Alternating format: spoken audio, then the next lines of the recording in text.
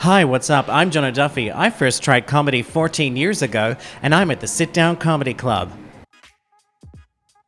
I got into comedy by accident because I was an actor, and I was going to be a leading man, and I met some people in a clown class who encouraged me to go try open mic.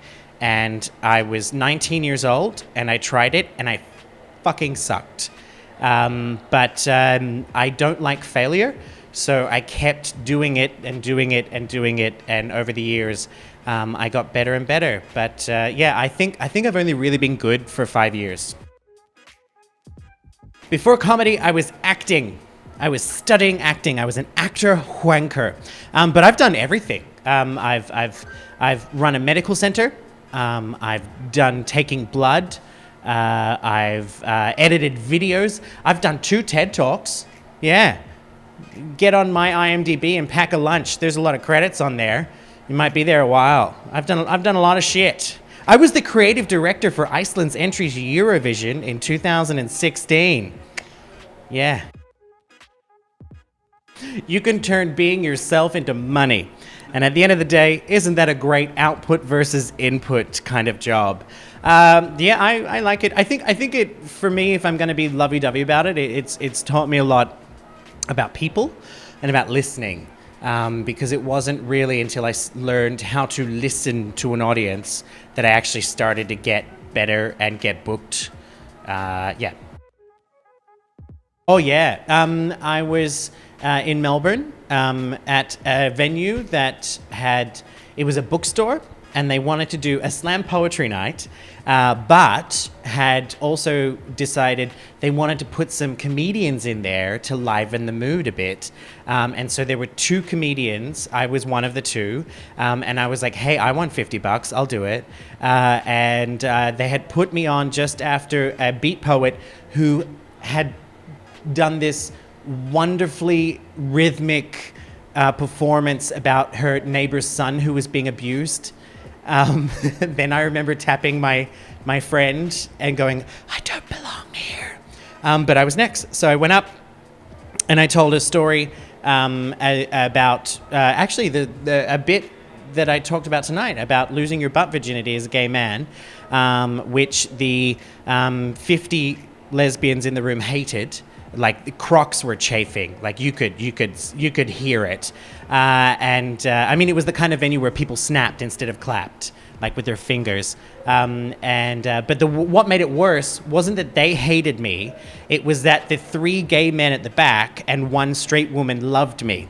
So I was having complete silence for 10 rows in front of me, and then all I could hear at the back was like a whoop, whoop, whoop, whoop, whoop. Yeah, it was one time I really wanted the ground to just open up and swallow me. Maria Bamford is my hands down favorite comedian. I just love what she does with the bizarre. Her brain works in fascinating ways.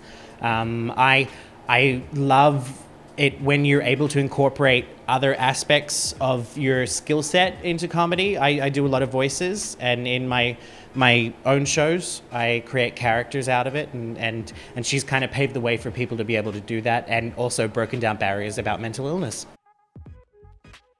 Selling out. Anytime I have sold out, I recently did the Reykjavik Fringe Festival, and I was the most popular show at that festival. They even gave me a laurel, like, you know, the little palm leaves that I can put on posters to say that I sold out at the Reykjavik Fringe. That's one. Another is probably a career highlight for me is the ability to be in demand. Like I have an agent in Iceland, and I don't have, like, people just call him and book me. That and being recognized buying toilet paper, which happens a lot. That's a hard question to answer because I think it depends on where you are. Because there's a comedy scene in Brisbane is actually different from the comedy scene in Melbourne. And then you go over to Europe and it's completely different over there. The UK is different to Denmark, which is different to Iceland. It's different everywhere you go. But I think something that is, it is very slowly changing. And I think it's really important to talk about this is that the place for minority comedians is getting easier to obtain. Like when I first started taking comedy seriously when I moved to Melbourne, there would be me, the gay, and like one woman, and we wouldn't even be allowed, like the guys wouldn't even let us sit with them.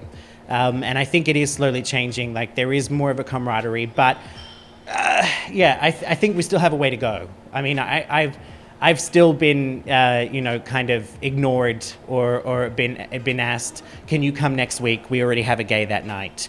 Whereas like 10 straight white guys are allowed to tell the same kind of jokes every week.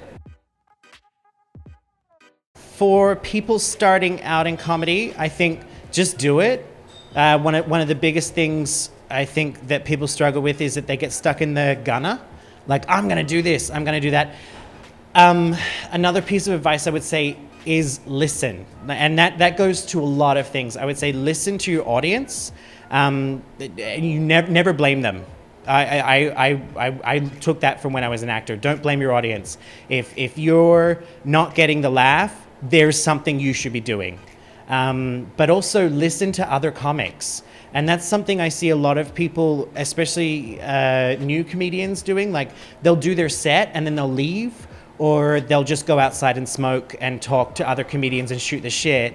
And for me, I learned everything I know from watching other people.